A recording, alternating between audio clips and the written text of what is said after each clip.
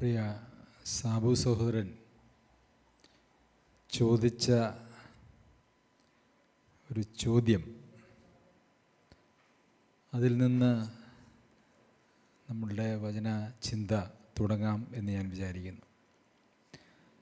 ദൈവം പാപത്തെ ശിക്ഷിക്കാതെ വിടുമോ?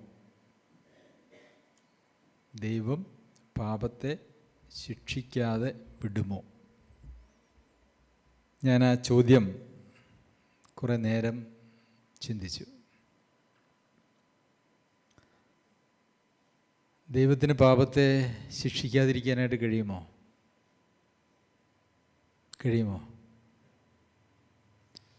വിശ്വാസികളുടെ പാപം അത് വിശുദ്ധ പാപമായി തീരുമോ? അങ്ങനെയൊന്നുണ്ടോ? വിശുദ്ധ പാപവും അശുദ്ധ പാപവും, വിശ്വാസികൾ ചെയ്യുന്ന പാപവും അല്ലാത്തവർ ചെയ്യുന്നതുമായിട്ടുള്ള പാപവും തമ്മിൽ എന്തെങ്കിലും ദൈവസന്നിധിയിൽ വ്യത്യാസമുണ്ടോ? ഇല്ല. അപ്പം വിശുദ്ധ പാപം ഒന്നില്ലാത്തിടത്തോളം കാലം പാപത്തെ ശിക്ഷിക്കാതെ വിടുക എന്ന് പറയുന്നത് ദൈവത്തിൻ്റെ നിഘണ്ടുവിൽ ഇല്ലാത്തതായ ഒരു കാര്യമാണ്. പിന്നെ ആ ശിക്ഷ ആരേൽക്കണം എന്നുള്ള ഒരു ചോദ്യം മാത്രമേ ബാക്കിയുള്ളൂ. ആ ശിക്ഷ കർത്താവിൻ്റെ മേൽ കണക്കിടണമോ അതെയോ നമ്മൾ തന്നെ അത് ഏൽക്കണമോ? അപ്പോൾ പിന്നെ ഒരു ചോദ്യമുണ്ട്, നമ്മൾ ചെയ്യുന്ന അല്ലെങ്കിൽ നമ്മൾ അകപ്പെട്ടു പോകുന്ന പാപങ്ങൾ അത് ഓട്ടോമാറ്റിക്കായിട്ട് അതിനൊരു പരിഹാരം കർത്താവ് അങ്ങനെ സ്ഥിരമായിട്ട് നമ്മളങ്ങനെ പാപം ചെയ്തുകൊണ്ടേയിരിക്കുന്നു, കർത്താവ് അതങ്ങനെ പരിഹരിച്ചുകൊണ്ടേയിരിക്കുന്നു, അങ്ങനെ ഒരു പരിപാടി ബൈബിളിൽ നമുക്ക് കാണാനായിട്ട് കഴിയുമോ? ഇല്ല, അല്ലേ? നമ്മൾ അങ്ങനെ പാപം ചെയ്തുകൊണ്ടേയിരിക്കുന്നു, കർത്താവ് അതങ്ങനെ പിതാവിൻ്റെ വലതുഭാഗത്തിരുന്നുകൊണ്ട് പക്ഷപാതം ചെയ്ത് അത് പരിഹരിച്ചുകൊണ്ടേയിരിക്കുന്നു, അങ്ങനെ ഒരു പരിപാടിയും ബൈബിളിലില്ല. വിശുദ്ധ പാപം എന്ന് പറയുന്നതായിട്ടുള്ള പാപം ഇല്ല. എന്നാൽ ഈ പാപം മനുഷ്യനകപ്പെട്ടു പോകുന്നതായിട്ടുള്ള, വിശ്വാസികൾ അകപ്പെട്ടു പോകുന്നതായിട്ടുള്ള പാപത്തിന് ഒരു സ്വാഭാവികമോ അല്ലെങ്കിൽ മറ്റൊരു ഇൻ്റർവെൻഷൻ ഇല്ലാത്ത നിലയിൽ അത് പരിഹരിക്കപ്പെട്ടു പോകുന്ന ഒരു പരിപാടിയും വചനത്തിൽ നമുക്ക് കാണാനായിട്ട് കഴിയുന്നില്ല. അപ്പം പാപത്തെ ശിക്ഷിക്കാതെ വിടുകയുമില്ല. അപ്പോൾ ഒരു വല്ലാത്ത പ്രതിസന്ധിയാണല്ലേ? അല്ലേ? ഒരു വല്ലാത്ത പ്രതിസന്ധിയിലാണ് യഥാർത്ഥത്തിൽ മനുഷ്യവർഗം, പ്രത്യേകിച്ച് രക്ഷിക്കപ്പെട്ടവരെന്ന് പറയുന്നതായിട്ടുള്ള ആളുകൾ വന്നിരിക്കുന്നത്. അത് പ്രതിസന്ധിയാണോ അല്ലയോ എന്നുള്ളത് എങ്ങനെ തീരുമാനിക്കാം? ദൈവത്തോട് ഉള്ള സ്നേഹത്തിൽ ദൈവാത്മാവിനാൽ നിയന്ത്രിക്കപ്പെട്ട് നടക്കുന്നതായിട്ടുള്ള ആളുകളെ സംബന്ധിച്ചിടത്തോളം അത് ഒരു പ്രതിസന്ധിയല്ല. എന്നാൽ എനിക്ക് ദൈവവും വേണം, പിന്നെ ജഡവും വേണം എന്നൊക്കെയാണ് നമ്മളുടെ ചിന്തയെങ്കിൽ, അല്ലെങ്കിൽ എനിക്ക് എൻ്റെ ഇഷ്ടങ്ങളും വേണം, പിന്നെ അത്യാവശ്യം ദൈവേഷ്ടം എന്തെങ്കിലും ഉണ്ടെങ്കിൽ ചെയ്യാം എന്നുള്ള നിലയിൽ ചിന്തിക്കുന്ന ആളുകളെ സംബന്ധിച്ചിടത്തോളം ഇതൊരു വലിയ പ്രതിസന്ധിയാണ്. ശരി, തിമോത്തിയോസിന് എഴുതിയ 2-ാം ലേഖനം 3-ാം അധ്യായത്തിൽ നിന്ന് ഒരു വേദഭാഗത്തിൻ്റെ ഒരു ഭാഗം വായിച്ച് നമുക്ക് അല്പമായി ചില കാര്യങ്ങൾ ചിന്തിക്കാം. അതിൻ്റെ 6-ാം വാക്യത്തിൽ വീടുകളിൽ നൂണ് കിടക്കുകയും പാപങ്ങളെ ചുമന്നുകൊണ്ട് നാനാമോഹങ്ങൾക്കും അധീനരായി എപ്പോഴും പഠിച്ചിട്ടും ഒരിക്കലും സത്യത്തിൻ്റെ പരിജ്ഞാനം പ്രാപിപ്പാൻ കഴിയാത്ത പെണ്ണുങ്ങളെ സ്വാധീനമാക്കുകയും ചെയ്യുന്നവർ ഈ കൂട്ടത്തിലുള്ളവരാകുന്നു. അപ്പോൾ ഇവർ വിശ്വാസികളാണോ? രക്ഷിക്കപ്പെട്ടവരാണോ? അതെയോ രക്ഷിക്കപ്പെടാത്തവരാണോ? രക്ഷിക്കപ്പെട്ടവരാണ്. അപ്പം രക്ഷിക്കപ്പെട്ടവരെക്കുറിച്ച് പറയുന്ന പ്രസ്താവനയാണിത്. എന്താണിത്? പാപങ്ങളെ ചുമന്നുകൊണ്ട്, പാപങ്ങളെ ചുമക്കുക. അതിനെക്കുറിച്ച് നിങ്ങൾ ചിന്തിച്ചിട്ടുണ്ടോ? ഈ വേദഭാഗം വായിച്ചപ്പോൾ പാപങ്ങളെ ചുമക്കുക, എങ്ങനെയാണ് ഒരാൾ പാപങ്ങളെ ചുമക്കുന്നത്? പാപത്തെ ചുമക്കുക എന്നല്ല, പാപങ്ങളെ ചുമക്കുക. എങ്ങനെയാണ് പാപത്തെ ഒരാൾ ചുമക്കേണ്ടി വരുന്നത്? എങ്ങനെയാ? ഉത്തരവൊന്നും പറയുന്നില്ല.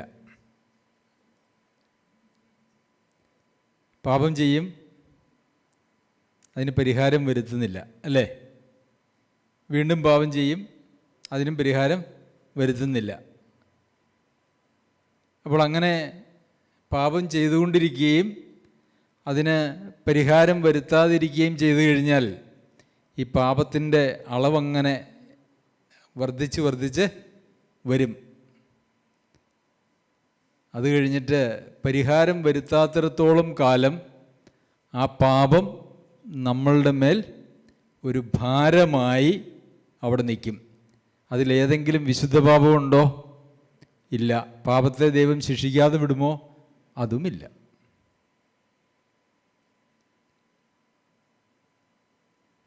അപ്പോൾ എന്താ പിന്നെയുള്ള വഴി? അത് തനിയെ അങ്ങ് ഇല്ലാതെയായി പോവുമോ? അല്ലെങ്കിൽ അവസാനം ബാങ്കുകളൊക്കെ ലോണുകൾ എഴുതി തള്ളുന്നത് പോലെ സുജോ സെബാസ്റ്റ്യൻ ഈ ചെയ്തു കൂട്ടിയതായിട്ടുള്ള എല്ലാ പാവങ്ങളെയും കർത്താവ് അവസാനം ഒരു എഴുതി തള്ളൽ അങ്ങനെ ഉണ്ടാവുമോ? അതുമില്ല. അപ്പം വലിയ പ്രശ്നമാണല്ലേ? അല്ല, ഇങ്ങനെയൊരു പ്രശ്നമുണ്ടെന്നൊക്കെ നമുക്ക് സാധാരണ ചിന്തിക്കാറുണ്ടോ? അങ്ങനെയൊന്നും ചിന്തയിൽ വരാറേ ഇല്ല താനും. അപ്പോൾ അത് അതിനേക്കാൾ വലിയ പ്രശ്നമാണ്. അതെന്താണ് പ്രശ്നം എന്നുള്ളത് ഈ വാക്യത്തിൽ തന്നെ ഉണ്ട്. അപ്പോൾ പാപങ്ങളെ ചുമക്കുക എന്ന് പറഞ്ഞാൽ അങ്ങനെയുള്ള ആളുകൾക്ക് പ്രത്യേകത എന്ന് പറഞ്ഞു കഴിഞ്ഞാൽ അവർക്ക് പാപത്തെക്കുറിച്ച് യാതൊരു ഗൗരവബോധവുമില്ല. പാപം നമുക്ക് നിങ്ങൾക്ക് ക്യാൻസർ ഉണ്ട് എന്ന് പറഞ്ഞാൽ ഇവിടെ ഇരിക്കുന്ന എത്ര ആളുകൾക്ക് ഇന്ന് രാത്രി ഉറങ്ങാൻ പറ്റും? പ്രയാസം അല്ലേ? പ്രയാസമാണ്. ക്യാൻസർ വന്നു കഴിഞ്ഞാൽ എന്ത് സംഭവിക്കും? മരിച്ചു പോകും. ഫേബമോള് പാടിയ പാട്ടിനകത്ത് അതിനെക്കുറിച്ച് എന്താ പറഞ്ഞേ? പാടിയേ, ജീവൻ എനിക്കെൻ്റെ ജീവൻ പോയാലും എനിക്കതിൽ ഭാരമില്ല, ജീവൻ പോയാലും എനിക്കതിൽ ഭാരമില്ല എന്ന് നമ്മൾ പാടി. പക്ഷേ ക്യാൻസർ ഉണ്ടെന്ന് പറഞ്ഞാൽ നമ്മൾ എന്തായിരിക്കും നമ്മുടെ അവസ്ഥ? നമ്മൾ പെട്ടെന്ന് ഉറക്കമില്ല, ഊണില്ല, നമ്മളങ്ങനെ ഭയങ്കര വിഭ്രാന്തിയിലാകും. നമ്മളുടെ മേൽ ഒത്തിരി നമ്മുടെ പാപങ്ങൾ അതികഠിനമാണ്. പാപം ചുമന്നുകൊണ്ടാണ് നിങ്ങൾ നടക്കുന്നത്. പാപത്തിനെ ദൈവം ശിക്ഷിക്കാതെ വിടുകയില്ല. ഇന്ന് നിങ്ങൾക്ക് ക്യാൻസർ ഉണ്ടെന്ന് പറഞ്ഞു കഴിഞ്ഞാൽ നമുക്ക് ഭയപ്പെടും. നിങ്ങളിന്ന് മരിച്ചാൽ നിങ്ങൾ നരകത്തിലേക്ക് പോകാനായിട്ടുള്ള സാധ്യതയുണ്ട് എന്ന് പറഞ്ഞാൽ ഭയമുണ്ടോ? അതുമില്ല, അല്ലേ? അപ്പോൾ എന്തോ അടിസ്ഥാനപരമായിട്ടുള്ള ചില പ്രശ്നം ഇന്ന് ക്രിസ്തീയ ലോകത്ത് വ്യാപരിക്കുന്നുണ്ട് എന്നുള്ള കാര്യമാണ് നിങ്ങളുടെ ശ്രദ്ധയിലേക്ക് ഞാൻ കൊണ്ടുവരുവാൻ ആഗ്രഹിക്കുന്നത്. അടിസ്ഥാനപരമായിട്ടുള്ള ഒരു പ്രശ്നം ഇന്ന് ക്രിസ്തീയ ലോകത്ത് വ്യാപരിക്കുന്നുണ്ട്. അതിനെക്കുറിച്ച് സഹോദരന്മാർ രണ്ടുപേരും, ബാബു സഹോദരനും സാബു സഹോദരനും ചില കാര്യങ്ങളെക്കുറിച്ച് പറയുകയുണ്ടായി. പാപത്തെക്കുറിച്ച് പ്രസംഗിക്കുക നിങ്ങൾക്കിവിടെ വന്നു കഴിയുമ്പോൾ ആശ്വാസത്തെക്കുറിച്ചും സമൃദ്ധിയെക്കുറിച്ചും ഒക്കെ പ്രസംഗിച്ചു കഴിഞ്ഞാൽ അതൊക്കെ കേട്ടിരിക്കാനൊരു സുഖമുണ്ട്. അത് കഴിഞ്ഞ് വീട്ടിൽ പോകുമ്പോഴും ഒരു സന്തോഷമൊക്കെ ഉണ്ട്. പക്ഷേ പാപത്തെക്കുറിച്ച് പ്രസംഗിച്ചാൽ എന്തുവാണ് സംഭവിക്കുക? കേൾക്കാൻ, അല്ലേ, കഠിന വാക്കാണ്. അത് കേൾക്കുന്നത് ആർക്കും അത്ര വലിയ സന്തോഷമില്ല. പ്രത്യേകിച്ച് അത് ഈ പാപ സ്വഭാവങ്ങളൊക്കെ നമ്മളിൽ എല്ലാവരിലും ഒരു പരിധിവരെ ഉണ്ട് എന്നുള്ളത് കൊണ്ട് അത് എന്നെ കുത്തുന്നതാണോ എന്ന് പോലും നമുക്കങ്ങോട്ട് തോന്നിപ്പോകാനുള്ള സാധ്യതയുമുണ്ട്. ശരി, ഞാൻ ഇതിനു മുമ്പുണ്ടായിരുന്ന സഭയിൽ ഞാനവിടെ ദൈവവചനം പഠിപ്പിക്കുമായിരുന്നു. അങ്ങനെ പല വിഷയങ്ങളെ സംബന്ധിച്ചൊക്കെ അങ്ങനെ പഠിപ്പിച്ചു. അപ്പോൾ ഒരിക്കലും ഒരു ആശ്വാസത്തിൻ്റെ, എല്ലാ മെസ്സേജുകളും വേണമല്ലോ, ആശ്വാസത്തിൻ്റെ മെസ്സേജ് ഞാൻ സംസാരിച്ചു കഴിഞ്ഞു. അന്ന് ആ സഭയിലെ എൽഡർ എൻ്റെ അടുക്കൽ വന്നേച്ച് പറഞ്ഞു, സഹോദരൻ്റെ ക്ലാസ് വളരെ നന്നായിരുന്നു എന്ന് പറഞ്ഞു.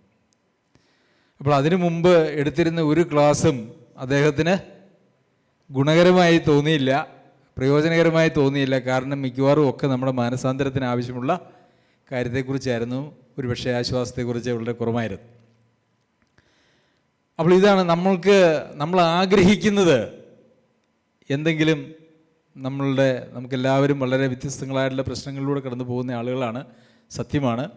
എന്നാൽ അത് കർത്താവ് കടത്തിവിടുന്നതാണെന്ന് അംഗീകരിക്കുന്നത് വരെ നമുക്കതൊരു ഭാരമാണ്. അത് കർത്താവ് എൻ്റെ ശുദ്ധീകരണത്തിനും കടത്തിവിടുന്നതാണ് എന്ന് പ്രിയ ബാബു സഹോദരൻ ഓർമ്മിപ്പിച്ചതുപോലെ നമ്മളത് അംഗീകരിക്കുകയാണെങ്കിൽ, സ്വീകരിക്കുകയാണെങ്കിൽ അതോടുകൂടി നമ്മുടെ പ്രശ്നം അവസാനിക്കും. ശരി, എന്തൊക്കെയാണ് നമ്മൾ ചുമന്നുകൊണ്ട് കിടക്കുന്ന പാപങ്ങൾ? സർവ്വസാധാരണമായ കുറച്ച് പാപങ്ങളുണ്ട് അല്ലേ? എന്തൊക്കെയാ? ഈർഷ്യ, വെറുപ്പ്, പിണക്കം, അസൂയ, കൊലപാതകവും വ്യഭിചാരവും മോഷണവും നോക്കുക, അതൊക്കെ വളരെ കുറവാണ്. പക്ഷെ അല്ലാതെ നമ്മൾ ചുമന്നുകൊണ്ട് നടക്കുന്നതായിട്ടുള്ള ഒത്തിരി പാപങ്ങളുണ്ട്. അങ്ങനെ പാപങ്ങൾ ചുമന്നുകൊണ്ട് നടന്ന് ഒരു പരിധി കഴിയുമ്പോൾ നമുക്ക് ചുമക്കാൻ പറ്റുന്നതിനപ്പുറം ഒരു ലോഡ് നമ്മുടെ തലയിൽ വന്നാൽ പിന്നെയുള്ള അവസ്ഥ എന്താ? എനിക്ക് 25 കിലോയെ ചുമക്കാൻ പറ്റുള്ളൂ, എൻ്റെ തലയിലെടുത്ത് വെച്ച് 50 കിലോ തന്നു കഴിഞ്ഞാൽ എന്ത് സംഭവിക്കും?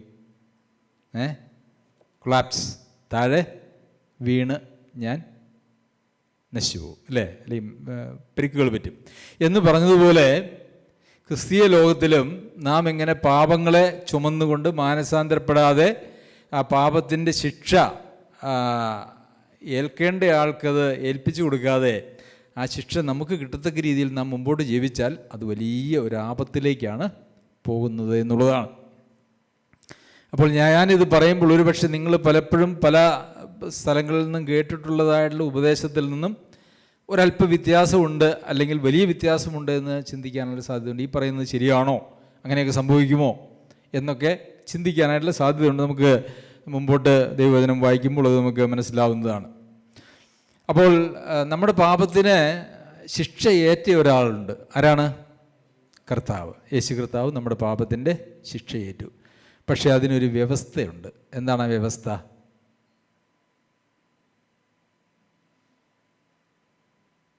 എന്താണ് വ്യവസ്ഥ?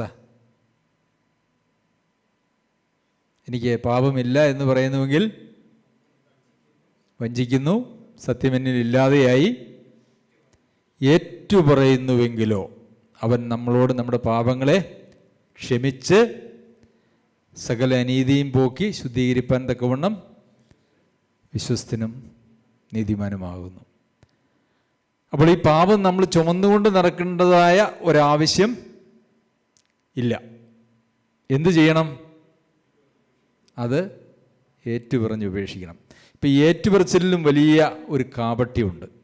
എന്താണെന്നറിയാമോ? പാപം ചെയ്യുക, അതിനുശേഷം ഏറ്റുപറയുക, പാപം ചെയ്യുക, ഏറ്റുപറയുക.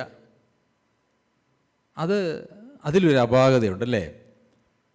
ആഴ്ചയിൽ ഏതെങ്കിലും പാപങ്ങൾ നമ്മൾ തുടർച്ചയായിട്ട് ചെയ്യുന്നു, തുടർച്ചയായിട്ട് ഏറ്റുപറയും. എല്ലാ ദിവസവും പാപം ചെയ്യുന്നു, അതിനുശേഷം വൈകുന്നേരം ആകുമ്പോൾ ഏറ്റുപറയുന്നു. അതിലെന്തോ ഒരു അപാകതയില്ലേ? അങ്ങനെയായിരുന്നോ അപ്പസ്തോലന്മാരും ആദിമസഭയിലെ വിശ്വാസികളുമൊക്കെ? അങ്ങനെയായിരുന്നോ? എല്ലാ ദിവസവും പാപം ചെയ്യുക, എന്നിട്ട് വൈകുന്നേരം ഏറ്റുപറഞ്ഞ് കർത്താവേ എനിക്ക് ഇന്ന ഇന്ന ഇന്ന പാപങ്ങളൊക്കെ ഉണ്ടായിട്ട് അങ്ങ് ക്ഷമിച്ചേക്കണം എന്ന് ഏറ്റുപറയും. അതിലും ഒരു അപാകതയുണ്ട്. കാരണം നമ്മൾ സഹോദരൻ നിന്നോട് പിഴച്ചാൽ നീ അവനെ ശാസിക്കുക, അവൻ മാനസാന്തരപ്പെട്ടാൽ അവനോട് ക്ഷമിക്കുക അല്ലേ?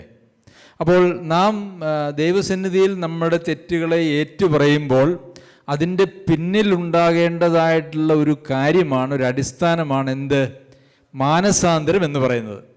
മാനസാന്തരമില്ലാതെ ഞാൻ ചെയ്ത പാപം, ഞാനൊരു പാപിയാണ്, ഞാൻ ചെയ്തത് പാപമാണ്, അതെൻ്റെ ദൈവത്തിന് ഇഷ്ടമല്ല, എൻ്റെ കർത്താവിന് ഇഷ്ടമല്ല എന്നുള്ള ഒരു കാര്യം നമ്മൾ മനസ്സിലാക്കി അതിൽ നിന്ന് രക്ഷപ്പെടുവാനായിട്ടുള്ള താല്പര്യങ്ങളൊന്നുമില്ലാതെ നാം കർത്താവെ തെറ്റിപ്പോയി എന്ന് പറഞ്ഞുകൊണ്ട് ചെന്നാൽ അവിടെ ക്ഷമയുണ്ടോ?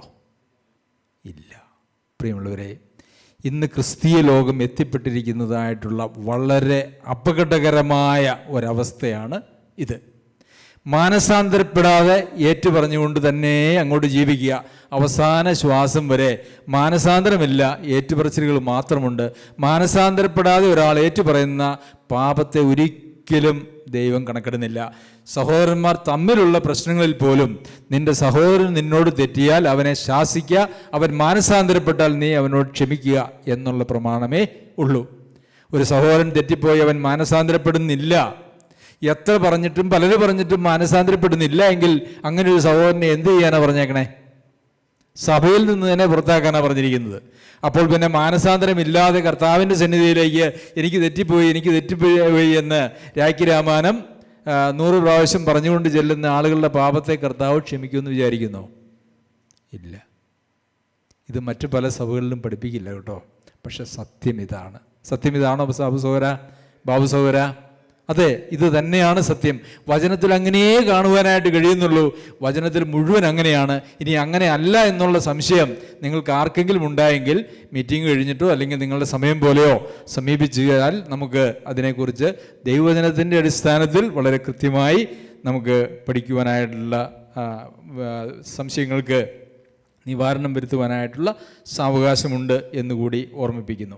അപ്പോൾ പാപങ്ങളെ ചുമക്കുന്ന, അതായത് മാനസാന്തരപ്പെടാതെ ഏറ്റുപറഞ്ഞുകൊണ്ട് നടക്കുന്ന ആളുകളും പാപങ്ങളെ ചുമക്കുന്ന ആളുകളാണ്. ആ ചുമട് അവസാനിക്കുന്നത് നിത്യമായ ഒരു നാശത്തിലേക്കായിരിക്കും എന്നാണ് നമുക്ക് കാണാനായിട്ട് കഴിയുന്നത്.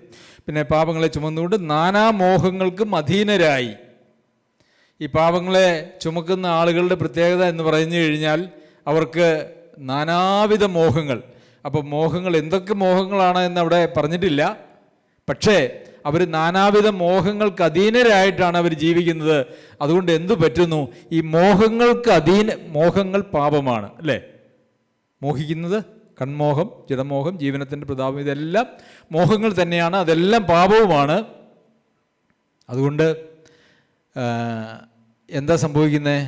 ഈ മോഹങ്ങൾക്കധീനരായി, മോഹങ്ങൾക്കടിമയായി പോയി കഴിയുമ്പോൾ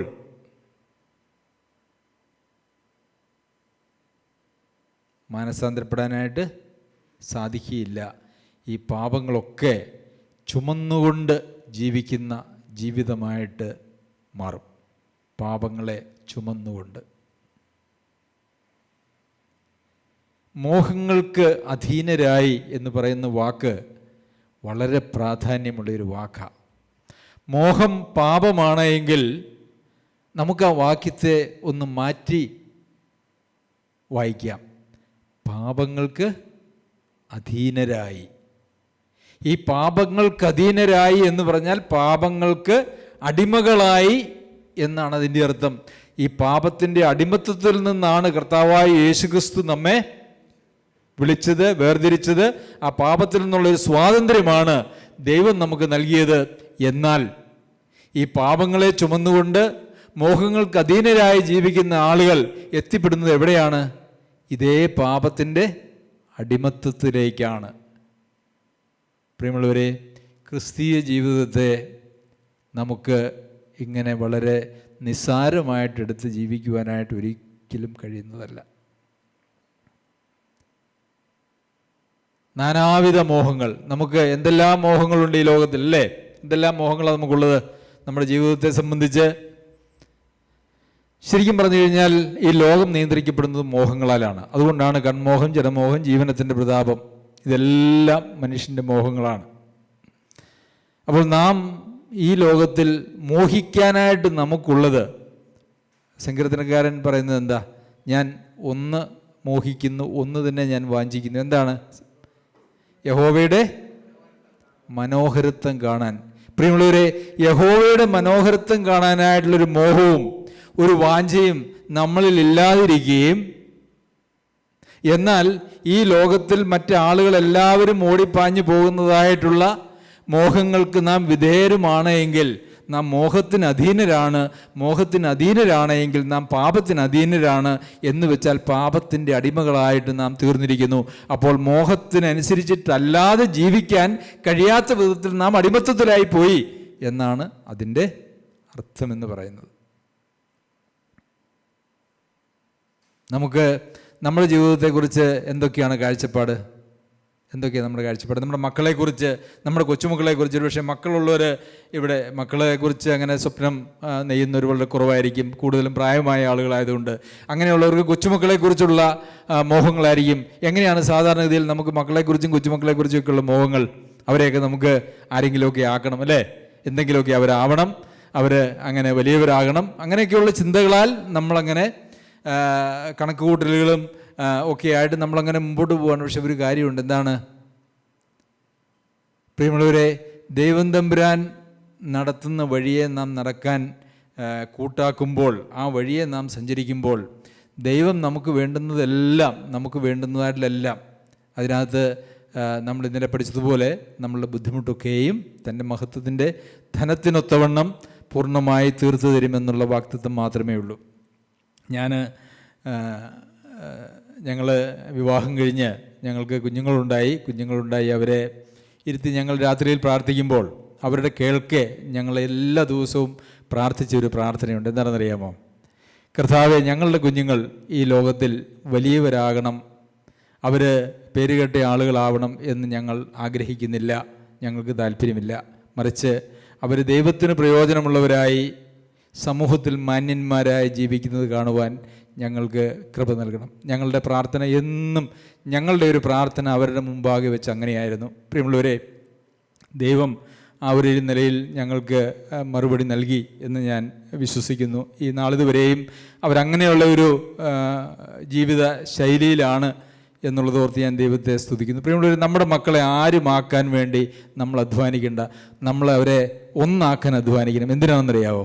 അവർ ദൈവത്തിന് കൊള്ളാവുന്നവരായി, ദൈവസഭയ്ക്ക് കൊള്ളാവുന്നവരായി, കുടുംബത്തിൽ കൊള്ളാവുന്നവരായി, സമൂഹത്തിൽ കൊള്ളാവുന്നവരായി അവർ തീരണം. അവർ ഡോക്ടറാവണമെന്നില്ല, ആയിക്കോട്ടെ.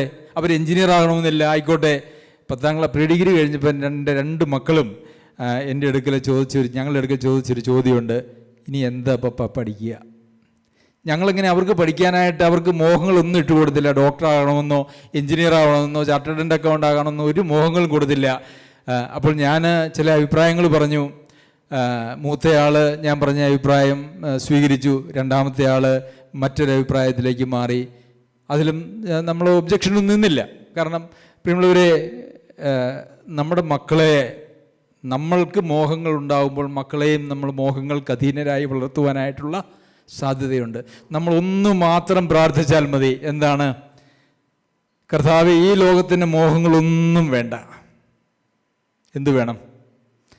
ഞങ്ങളുടെ മക്കൾ, ഞങ്ങളുടെ കൊച്ചുമക്കൾ, ഞങ്ങളുടെ സഹോദരങ്ങൾ ദൈവസഭയ്ക്ക്, കുടുംബത്തിന്, ദൈവരാജ്യത്തിന്, സമൂഹത്തിന് കൊള്ളാവുന്നവരായി, മാന്യന്മാരായി ജീവിക്കുവാൻ കൃപ നൽകണമേ.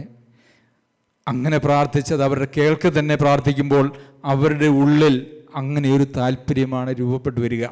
അവരത് അങ്ങനെ തന്നെ ആയിത്തീരുവാനായിട്ടുള്ള എല്ലാ സാധ്യതയുമുണ്ട് എന്നുള്ളതും ഞാനതിനെക്കുറിച്ച് ഓർക്കുകയാണ്. അതുകൊണ്ട് നമുക്ക് മോഹത്തിന് നമുക്ക് കൊടുക്കാനുണ്ട്. എന്തിനാണ്? യഹോവയുടെ മനോഹരത്വം കാണാനായിട്ട്.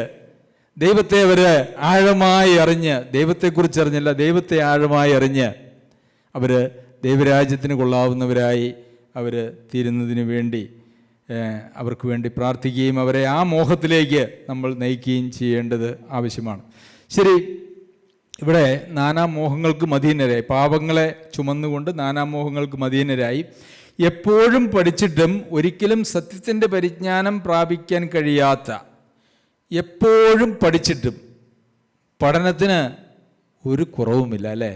നമ്മുടെ സഭയെക്കുറിച്ച് പറഞ്ഞു കഴിഞ്ഞാൽ നമുക്ക് പറയാൻ പറ്റുന്ന ഒരു കാര്യമാണ്, പഠനത്തിന് യാതൊരു കുറവുമില്ല. ഉണ്ടോ? ഇതുപോലെ നിങ്ങൾ എവിടെയെങ്കിലും സഭയെക്കുറിച്ച് കേട്ടിട്ടുണ്ടോ? കേട്ടിട്ടുണ്ടോ? ഇല്ല. ആഴ്ചയിൽ 7 ദിവസത്തിൽ 8 ക്ലാസ്, അല്ലേ? ഇങ്ങനെ സഭയെക്കുറിച്ച് നിങ്ങൾ കേട്ടിട്ടില്ല. അപ്പോൾ എപ്പോഴും പഠിച്ചിട്ട്, ഇത് കൂടാതെ ഒരുപക്ഷെ നിങ്ങൾ പലരും മറ്റ് ക്ലാസ്സുകളൊക്കെ യൂട്യൂബിലോ ഒക്കെ കേൾക്കുന്നവരായിരിക്കും. പക്ഷേ എപ്പോഴും പഠിച്ചിട്ടും എന്തിനാ പഠിക്കുന്നത്?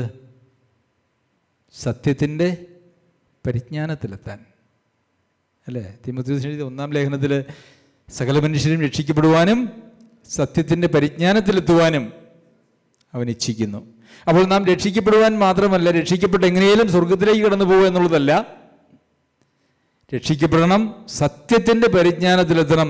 എപ്പോഴും പഠിച്ചിട്ടും സത്യത്തിൻ്റെ പരിജ്ഞാനത്തിലെത്തുവാൻ കഴിയാത്ത, നമ്മൾ എഫേസ്യർക്ക് എഴുതിയ ലേഖനം പഠിച്ചപ്പോൾ അവിടെ ദൈവത്തിൻ്റെ സർവായുധവർഗം എടുക്കണം എന്ന് പറഞ്ഞു, അല്ലേ? അവിടെ അരയ്ക്ക് സത്യം കിട്ടിയും എന്നല്ലേ നമ്മൾ പഠിച്ചേ? അരയ്ക്ക് സത്യം കിട്ടിയും. സത്യത്തിൻ്റെ പരിജ്ഞാനത്തിലെത്താതെ എങ്ങനെയാണ് നമുക്ക് സത്യം അരയ്ക്ക് കെട്ടാനായിട്ട് കഴിയുക? അങ്ങനെ സത്യത്തിൻ്റെ പരിജ്ഞാനത്തിൽ നാം എത്തുന്നുമില്ല, സത്യം അരയ്ക്ക് കെട്ടുന്നുമില്ല എങ്കിൽ ദൈവത്തിൻ്റെ സർവായുധവർഗം ധരിക്കുവാനായിട്ട് കഴിയുമോ? അതുമില്ല.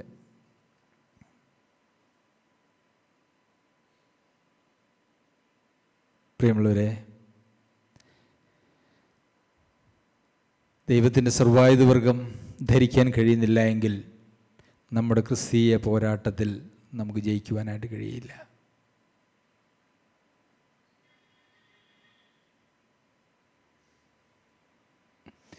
അവരെക്കുറിച്ച് പിന്നെ ഒരു ഉദാഹരണം പറയുന്നുണ്ട്. എന്നേസും എംബ്രേസും മോശയോട് എതിർത്ത് നിന്നതുപോലെ ഇവരും സത്യത്തോട് മറുത്തു നിൽക്കുന്നു. സത്യത്തിൻ്റെ പരിജ്ഞാനത്തിൽ അവരെത്തിയില്ല എന്ന് മാത്രമല്ല, അവർ സത്യത്തോട് എതിർത്ത് നിൽക്കുന്ന ഒരവസ്ഥയിലേക്ക് അവരായി. ആരാണ്? പാപങ്ങളെ ചുമന്നുകൊണ്ട് വീടുകളിൽ നൂണുകിടന്ന് പാപങ്ങളെ ചുമന്നുകൊണ്ട് നാനാമോഹങ്ങൾക്ക് അധീനരായി, പിന്നെ എപ്പോഴും പഠിച്ചിട്ടും ഒരിക്കലും സത്യത്തിൻ്റെ പരിജ്ഞാനത്തിലെത്താൻ കഴിയാത്ത ആളുകൾ. അവരെക്കുറിച്ച് പറയുന്നതാണ്, അവർ സത്യത്തോട് എതിർത്ത് നിൽക്കുന്നു. സത്യത്തോട് അവർ എതിർത്ത് നിൽക്കുന്നു, മറുത്തു നിൽക്കുന്നു. എന്നിട്ട് അവരുടെ വിശ്വാസത്തെക്കുറിച്ചൊരു കമൻ്റ് ഇവിടെ പറഞ്ഞിട്ടുണ്ട്. എന്താണ്?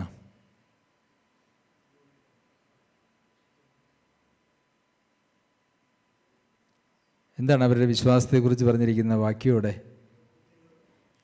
വിശ്വാസം സംബന്ധിച്ച് കൊള്ളരുതാത്തവർ അല്ലേ?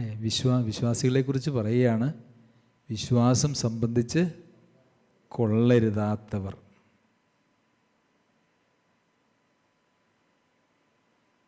പ്രിയമുള്ളവരെ, നമ്മളുടെ ഓരോരുത്തരുടെയും ജീവിതത്തെക്കുറിച്ച് നമുക്കൊന്ന് പരിശോധിക്കാം. നാം പാപങ്ങളെ ചുമന്നുകൊണ്ട് നടക്കുന്നവരാണോ? അതെയോ മാനസാന്തരപ്പെട്ട് ഏറ്റുപറഞ്ഞ് നമ്മുടെ പാപങ്ങളുടെ ഭാരം കർത്താവ് ഒഴിവാക്കി തരുന്ന ആളുകളാണോ നാം? നമുക്ക് രണ്ട് വഴിയുണ്ട്. പാപങ്ങളെ ചുമന്നുകൊണ്ട് നടക്കാം. പിന്നെ ഏറ്റുപറയാമല്ല, മാനസാന്തരപ്പെട്ട് ഏറ്റുപറയാം. മാനസാന്തരപ്പെട്ട് ഏറ്റുപറയുന്ന ആളുകളുടെ പ്രത്യേകത എന്താണെന്നറിയാവോ? അവരങ്ങനെയുള്ള പാപത്തിൻ്റെ ആ ശീലത്തിൽ നിന്നും ബന്ധനങ്ങളിൽ നിന്നും അവർ പതുക്കെ സ്വാതന്ത്ര്യം പ്രാപിച്ച് അവർ ആ പാപത്തിൻ്റെ മേൽ ജയം പ്രാപിക്കും. എന്നാൽ മാനസാന്തരമില്ലാതെ ഏറ്റുപറഞ്ഞുകൊണ്ടിരിക്കുന്ന ആളുകൾ അവരുടെ ജീവിതാവസാനം വരെ ഏറ്റുപറഞ്ഞുകൊണ്ടിരിക്കും. അവർ പാപത്തിൻ്റെ വഴിയിൽ തന്നെ അതിനടിമകളായി തന്നെ ജീവിക്കുമെന്നുള്ളതാണ് നമുക്ക് അതിനെക്കുറിച്ച് കാണുവാനായിട്ട് കഴിയുന്നത്. അപ്പോൾ പാപങ്ങളെ ചുമക്കുന്നവരാണോ? പാപത്തെക്കുറിച്ച് ഗൗരവബോധം ഉള്ളവരാണോ? മാനസാന്തരപ്പെട്ടാണോ നാം ഏറ്റുപറയുന്നത്? അതുപോലെ തന്നെ നാനാ മോഹങ്ങൾക്ക് അധീനരായിട്ടാണോ നാം ജീവിക്കുന്നത്? എപ്പോഴും പഠിച്ചിട്ടും ഈ പഠിക്കുന്നു എന്നുള്ളതോ, അല്ലെങ്കിൽ ഞങ്ങളൊക്കെ പഠിപ്പിക്കുന്നത് പോലെ പഠിക്കുന്നു എന്നുള്ളതോ യഥാർത്ഥത്തിൽ നമ്മുടെ പരിജ്ഞാനത്തിൻ്റെ, നാം പ്രാപിക്കേണ്ടുന്ന പരിജ്ഞാനത്തിൻ്റെ ഒരു തെളിവല്ല. ഇന്ന് പഠിപ്പിക്കാനായിട്ട് ലോകത്ത് എന്തോരം ആളുകളുണ്ടല്ലേ. യൂട്യൂബൊക്കെ തുറന്നു കഴിഞ്ഞാൽ പഠിപ്പിക്കുന്നവരായിട്ട് ധാരാളം ആളുകൾ, ലക്ഷമില്ലെങ്കിൽ 10,000-കണക്കിന് ആളുകളുണ്ട്. പക്ഷേ അവർ പഠിപ്പിക്കുന്ന പഠിപ്പീരുകളിൽ 95% വ്യാജങ്ങളാണ് എന്നുള്ളതാണ് ഒരു യാഥാർത്ഥ്യം. അപ്പോൾ പഠിപ്പിക്കുന്നു എന്നുള്ളത്, അല്ലെങ്കിൽ എപ്പോഴും പഠിക്കുന്നു എന്നുള്ളത് നാം സത്യത്തിൻ്റെ പരിജ്ഞാനത്തിലെത്തി എന്നുള്ളതിൻ്റേതായിട്ടുള്ള യാതൊരു ഗ്യാരണ്ടിയും അത് നൽകുന്നില്ല എന്നുള്ളതും ശരിയാണ്. അപ്പോൾ സത്യത്തോട് മറുത്തു നിൽക്കുന്നു. അങ്ങനെ സത്യത്തോട് മറുത്തു നിൽക്കുന്ന ആളുകളെ സംബന്ധിച്ച്, അവരുടെ വിശ്വാസത്തെ സംബന്ധിച്ച് പറയുന്നത്, അവരുടെ വിശ്വാസം സംബന്ധിച്ച് അവർ കൊള്ളരുതാത്തവരത്രേ. അപ്പോൾ വിശ്വസിച്ചതായിട്ടുള്ള ആളുകളുടെ ജീവിതങ്ങളെ എടുത്താൽ വിശ്വാസം സംബന്ധിച്ച് കൊള്ളരുതാത്തവരുണ്ട്. പിന്നെ വിശ്വാസത്തെക്കുറിച്ച് വിശേഷണം പറഞ്ഞിരിക്കുന്ന വേറെയും വാക്യങ്ങളുണ്ട്. ശ്രദ്ധിച്ചിട്ടുണ്ടോ? വിശ്വാസത്തിൽ സമ്പന്നരായി, അങ്ങനെ നമ്മൾ വായിക്കുന്നില്ലേ? വിശ്വാസത്തിൽ സമ്പന്നരായി. ദരിദ്രരെക്കുറിച്ച് പറയുമ്പോഴാണ് അവർ വിശ്വാസത്തിൽ സമ്പന്നരായി. പിന്നെ വിശ്വാസത്തിൽ ആരോഗ്യമുള്ളവരായി, അങ്ങനെയും നമ്മൾ വായിക്കുന്നുണ്ട്. അപ്പോൾ വിശ്വാസം സംബന്ധിച്ച് വിശ്വസിച്ച ആളുകളെക്കുറിച്ചാണ് പറയുന്നത്. വിശ്വാസം സംബന്ധിച്ച് കൊള്ളരുതാത്തവരുണ്ട്, വിശ്വാസത്തിൽ സമ്പന്നരായിട്ടുള്ള ആളുകളുണ്ട്, വിശ്വാസത്തിൽ ആരോഗ്യമുള്ളതായിട്ടുള്ള ആളുകളുണ്ട്. നമ്മൾ ഏത് പട്ടികയിലാണ്? നമ്മൾ ഏത് ഗണത്തിലാണ് വരുന്നത്? നാം പാപങ്ങളെ ചുമക്കുന്നവരും മാനസാന്തരപ്പെട്ട് ഏറ്റുപറയാത്തവരും നാനാ മോഹങ്ങളാൽ സ്വാധീനിക്കപ്പെട്ട് വശീകരിക്കപ്പെട്ടു പോകുന്നവരും, എപ്പോഴും പഠിക്കുന്നുവെങ്കിലും, ഒരു വാക്കും കൂടെ ഞാൻ കൂട്ടിച്ചേർക്കുകയാണ്, പഠിപ്പിക്കുന്നവരെങ്കിലും സത്യത്തിൻ്റെ പരിജ്ഞാനത്തിലെത്താൻ കഴിയാത്തവരുമാണെങ്കിൽ നാം പ്രശ്നത്തിലാണ് എന്നാണ്.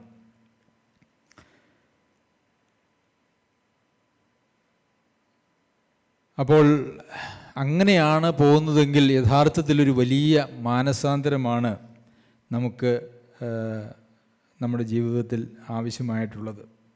ഇതിൻ്റെ എല്ലാം ഒരു പ്രശ്നമെന്ന് പറയുന്നത്, നമുക്ക് ഇന്ന് ക്രിസ്തീയ ലോകത്ത് ഒത്തിരി സഭകളെയും ഒത്തിരി വിശ്വാസികളെയും ഒത്തിരി പാസ്റ്റർമാരെയും മൂപ്പന്മാരെയും ഒക്കെ കണ്ട് നമുക്ക് ക്രിസ്തീയ ജീവിതത്തെക്കുറിച്ച് വളരെ തെറ്റായിട്ടുള്ളതായ ഒരു ധാരണ നമ്മുടെ ഉള്ളിൽ പടർന്നിട്ടുണ്ട്. നമ്മളൊക്കെ അതിൻ്റെ സ്വാധീനത്തിലാണ്, അതിൻ്റെ മട്ട് നമ്മളിലുണ്ട്. ഇങ്ങനെയൊക്കെയുള്ള ആളുകളെ സംബന്ധിച്ച് മാനസാന്തരപ്പെട്ടില്ല എങ്കിൽ അവരെക്കുറിച്ച് പിന്നെ തുടർന്ന് നമ്മൾ 13-ാമത്തെ വാക്യത്തിലേക്ക് എത്തുമ്പോൾ, ദുഷ്ടമനുഷ്യരും മായാവികളും വഞ്ചിച്ചും വഞ്ചിക്കപ്പെട്ടും കൊണ്ട് മേൽക്കുമേൽ ദോഷത്തിൽ മുതിർന്നു വരും.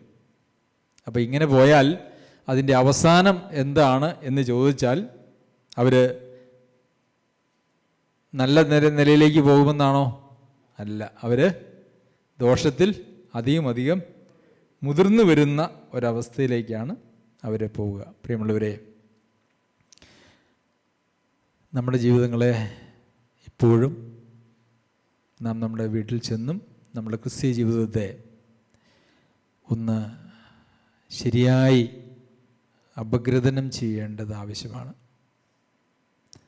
നാം വളർന്നു വന്ന പശ്ചാത്തലം, നാം ശീലിച്ചു വന്ന പശ്ചാത്തലത്തിൻ്റെ സ്വാധീനം നമ്മളിൽ ഏറെയുണ്ട്. നമ്മളിതെല്ലാം പഠിച്ചു, ഒത്തിരി കാര്യങ്ങൾ പഠിച്ചു, കുറേ കാര്യങ്ങൾ പഠിച്ചില്ല, മനസ്സിലാക്കിയില്ല.